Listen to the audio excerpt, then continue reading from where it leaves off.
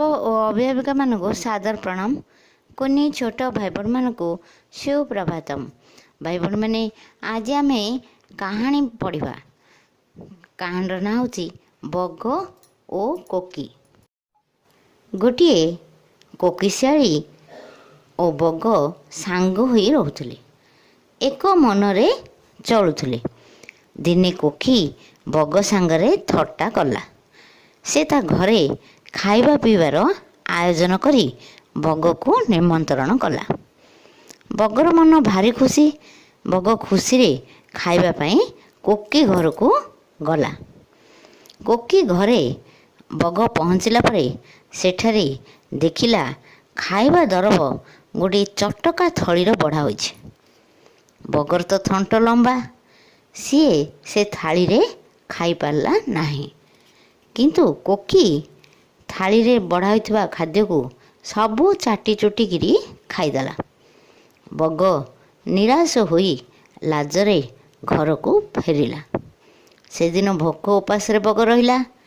बगर राग थाए कोकी उपरे।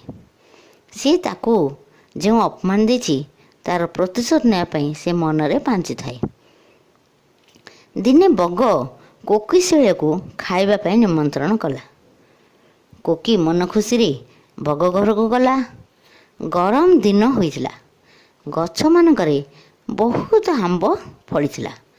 बग कौन कला गोटे सुरई रे से खाद्य गुड़िक रखिथिला। बग कहिला, आस कोकी भणी आमे भोजन आरंभ करिबा। हेले सुरई रे खाद्य बढ़ा जाइथिबा जोगु बग थंट लंबा, सीए ता थंट पुराई सबु खाद्य खाईदेला। किंतु कोकी किछि खाई पारला नाही। कोकी निजर भूल बुझी पारथिला आउ ताकू भारी लाज लागिला। से दिन कोकी तार भूल बुझिपारी मन दुखरे घर को फेरिथिला। शिशु भाई बहन मैंने यही गपर में कौन शिखिले, जी करि थाए जेउ व्यवहार ताकू मिले सेपरी पुरस्कार। यही कहानीर प्रश्न उत्तर गुड़िक अभ्यास करिब। धन्यवाद।